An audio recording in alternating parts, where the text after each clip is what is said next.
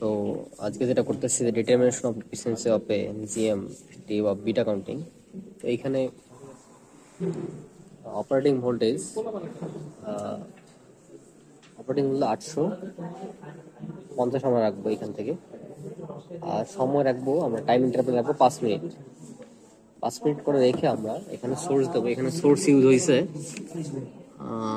এক্সটেনশিয়াম। এই সোর্সটাকে আমরা যখন একদম উপরের দিকে অর্থাৎ এইভাবে রাখবো, এটা হলো সঠিক পাশ আর কি, অর্থাৎ পাশটা উপরের দিকে থাকবে।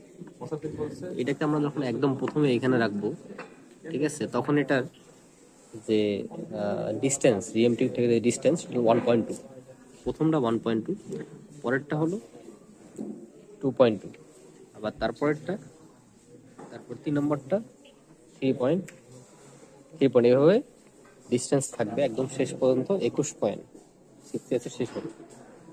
21.6 শেষ হবে। তো আমরা প্রতিটাতে, যেমন আমরা এখন রিডিং চলতেছে আমাদের 13.4 রিডিং চলতেছে। তো 13.4 আমরা রাখছি ডিস্টেন্স।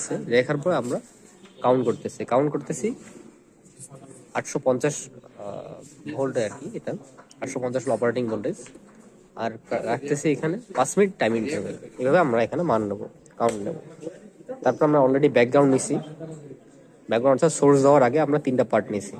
সেটা হলো ব্যাকগ্রাউন্ড, বিফোর, এক্সপেরিমেন্ট করার আগে নিয়েছি, এবং এক্সপেরিমেন্ট শেষ করার পরে আবার আমরা সোর্সটাকে সরাই আবার আফটার একটা পার্ট নেবো ব্যাকগ্রাউন্ডে। এই দুটোর আমরা মিন নির্ণয় করবো। নির্ণয় করার পরে এখান থেকে আমরা রেকর্ডেড কাউন্ট থেকে বিয়োগ দেবো। বিয়োগ পরে আমরা কারেক্টেড কাউন্ট নেবো। তারপরে এফিসিয়েন্সি আমরা ক্যালকুলেশন করবো, করার পরে গ্রাফে প্লট করে আমরা এইভাবে আমাদের এক্সপেরিমেন্ট শেষ হয়ে যাবে। ঠিক আছে। বিটা কাউন্টিং পার্টে এটাকে আমরা যদি উল্টাই দেই, অর্থাৎ এই পাশে যদি করে দেই, তাহলে কাউন্ট রেট কম আসে।